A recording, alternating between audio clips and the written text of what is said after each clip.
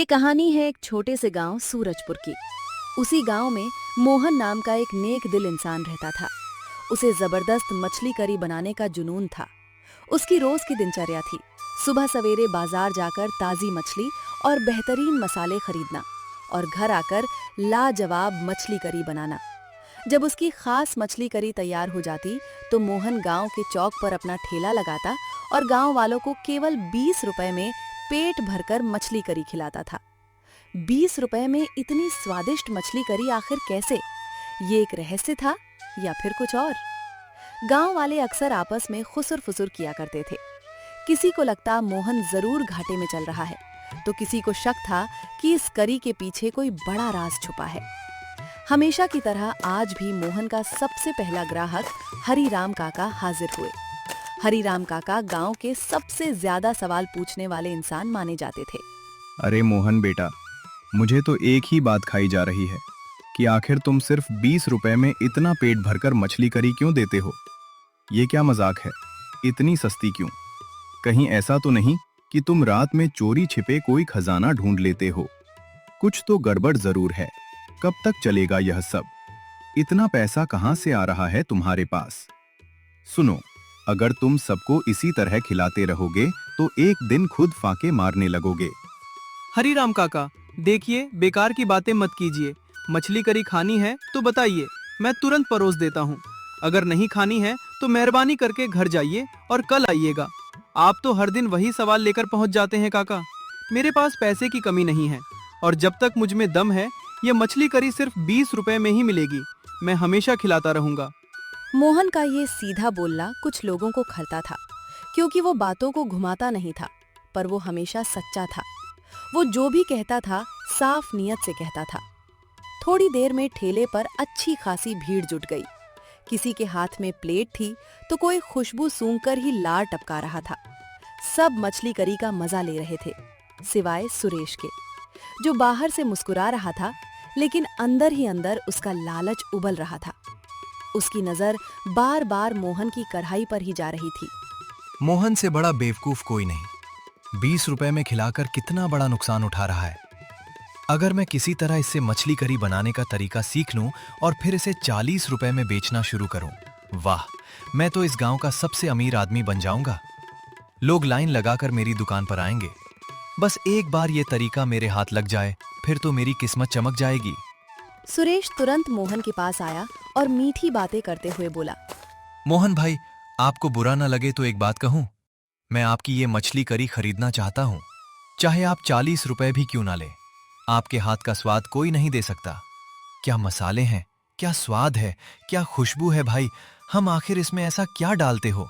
ये तरीका क्या है? देखिए, मैं उन बाकी लोगों जैसा लालची नहीं हूं। मैं तो बस सीखना चाहता हूं। मुझे 20 रुपए वाली प्लेट नहीं चाहिए, इसलिए मेरा वक्त बर्बाद मत कीजिए। अगर आप मुझे अपना खास तरीका बता दें तो मैं एक बड़ी प्लेट ले लूं। मोहन ने सुरेश को भी वही 20 रुपए में पेट भरकर खिलाया, लेकिन सुरेश खाते खाते भी बार बार आसपास झांक रहा था, मानो वो स्वाद नहीं कोई राज निगलने आया हो। एक दिन मोहन मछली और सब्जियां लेकर घर जाने लगा। तभी सुरेश ने उसे देख लिया और चोरी छिपे उसका पीछा करने लगा। वो मोहन के घर के करीब छिप गया और ताकने लगा कि मोहन मछली करी कैसे बनाता है। सुरेश बहुत देर तक इंतजार करता रहा, लेकिन मोहन ने तो कुछ बनाया ही नहीं। धीरे धीरे रात और गहरी होने लगी। आसपास अजीब सी खामोशी फैली और आखिरकार थक कर वो अपने घर लौट गया। मोहन को पता चल चुका था कि सुरेश जासूसी कर रहा है, पर मोहन ने कोई प्रतिक्रिया नहीं दी। अगले दिन मोहन ने अपना ठेला लगाया और ग्राहकों का इंतजार करने लगा, लेकिन कोई नहीं आया। थोड़ी देर बाद सुरेश वहां आया। आज सुरेश के चेहरे पर अलग ही चालाकी चमक रही थी। मोहन भाई, कुछ और मत सोचना। मैं तो बस सीखना चाहता हूं। क्या कल मैं तुम्हारे घर आ सकता हूं? क्या तुम मुझे मछली करी बनाना सिखाओगे? हाँ बिल्कुल, क्यों नहीं सिखाऊंगा। मैं तुम्हें जरूर सिखा दूंगा। बस तुम भी मेरी तरह गांव वालों को सिर्फ 20 रुपए में पेट भर कर खिलाना। कल मेरे घर आ जाना, मैं तुम्हें पूरी विधि सिखा दूंगा। नहीं, 20 रुपए में मैं तुम्हें बिल्कुल नहीं खिलाऊंगा। मैं इतना भी बेवकूफ नहीं हूं। माफ करना, मैं 20 रुपए में बेचकर अपना नुकसान कराने जितना लालची नहीं हूं। ठीक है, मैं जा रहा हूं और कल आता हूं।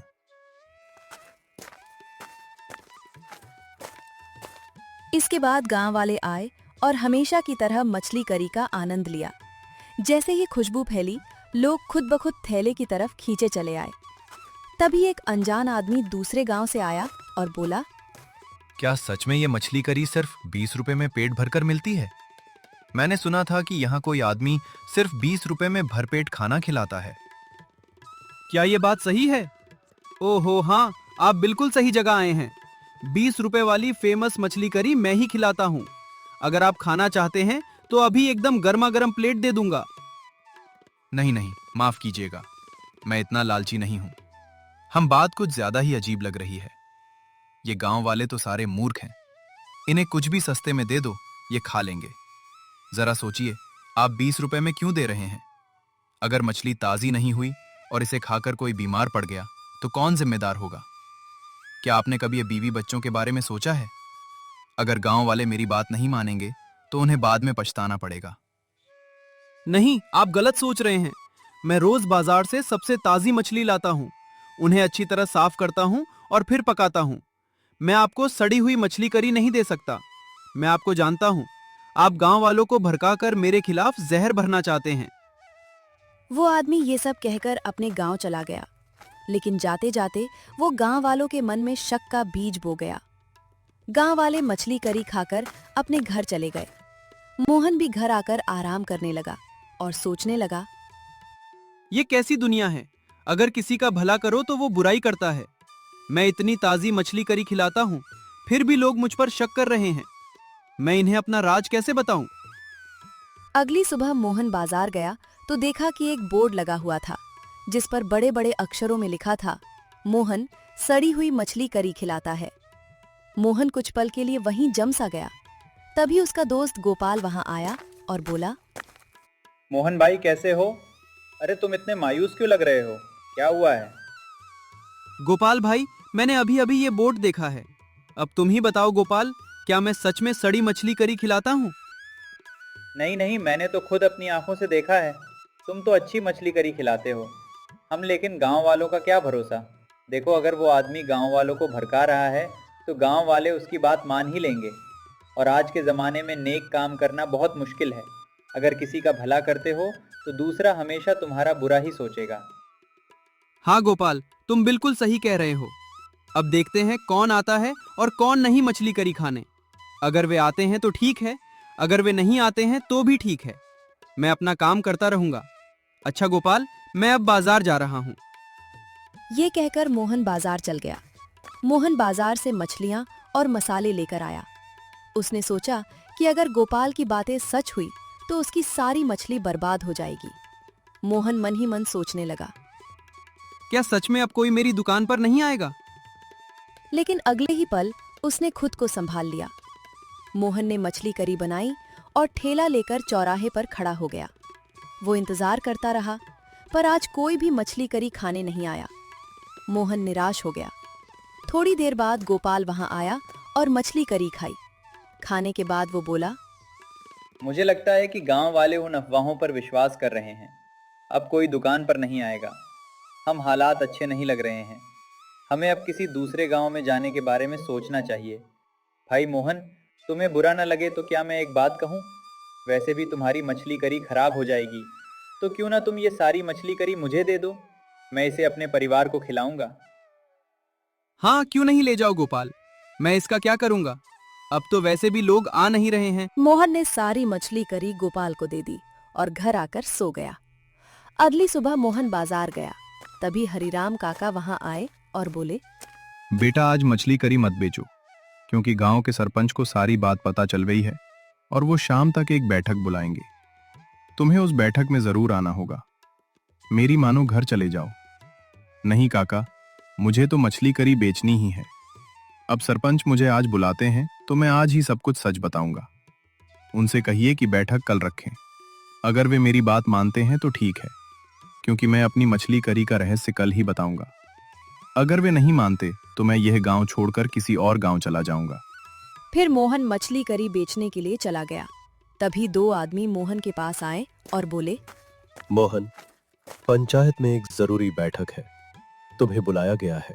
मोहन तुरंत अपना सामान समेटकर बैठक में गया। मोहन, ये क्या चल रहा है? लोग क्या कह रहे हैं कि तुम सिर्फ 20 रुपए में पेट भरकर मछली करी खिलाते हो। गांव वालों को लग रहा है कि तुम सड़ी हुई मछली करी खिलाकर उनकी जमीनें हड़प लोगे। नहीं नहीं सरपंच जी, मैं लालची नहीं हूँ। मैं लगभग 3 साल से 20 रुपए में खिला रहा हूँ और आज तक किसी ने भी मेरी मछली करी पर उंगली नहीं उठाई। अगर कोई एक भी आदमी यह कह दे कि वो मेरी मछली करी खाकर बीमार पड़ गया है तो मैं आज ही अपना घर उसके नाम कर दूंगा। ठीक है, तुम सच बोल रहे हो, लेकिन अगर तुम ईमानदार हो तो तुम बाकी लोगों की तरह 40 रुपए में क्यों नहीं बेचते? तुम 20 रुपए में ही क्यों खिलाते हो? आखिर तुम्हारा मकसद क्या है? ये सुनकर मोहन ने तुरंत गांव वालों को अपनी पूरी कहानी बताई। सुनो, करीब 6 साल पहले की बात है। मैं एक ढाबे पर नौकरी करता था। मालिक बहुत ही ज्यादा कंजूस और लालची था। वो लोगों को लूटता था। हर दिन उसके पास पैसा तो बढ़ता था, लेकिन दिल और भी काला होता जा रहा था। उसे अपने कर्मों का फल मिला। उसका पूरा परिवार उसकी आंखों के सामने मर गया। उस दिन उसने पहली बार सच में डर महसूस किया। उसे एहसास हुआ कि उसने बहुत बड़ा पाप किया है। एक रात उसके सपने में एक आदमी ने कहा, तुमने जो भी काला धन कमाया है उसे गरीबों में बांट दो। जब उसे ये बात समझ आई तो उसने मुझे अपना सब कुछ सौंप दिया और बहुत सारा पैसा दिया। और उसने कहा, जब तक तुम ये पैसा खत्म नहीं कर लेते तुम्हें अपने गांव में रहना होगा और गरीबों को बहुत कम दाम में पेट भरकर खिलाना होगा। तब से मैं 2 से 3 गांव में सिर्फ RS20 में पेट भरकर मछली करी खिला रहा हूं। और जहां भी लोग इस तरह की शिकायतें करते हैं मैं उस गांव को छोड़कर दूसरे गांव चला जाता हूं। मेरे लिए ये बिजनेस नहीं है, ये सजा भी है और सेवा भी। पूरा गांव शांत हो गया। किसी की आवाज नहीं निकल रही थी। हर कोई बस मोहन की तरफ देख रहा था, जैसे पहली बार उसे सच में समझ रहे हों। लेकिन उस सच्चाई के पीछे एक बहुत बड़ा दर्द छुपा था। ये सब सुनकर सुरेश खामोशी से घर चला गया। उसके चेहरे पर पहली बार शर्म साफ दिख रही थी और मोहन सूरजपुर गांव को छोड़कर अगले गांव की ओर चला गया और गांव की गलियों में एक अजीब सी खामोशी फैल गई। गांव वालों को अब अपनी गलती का एहसास हो चुका था।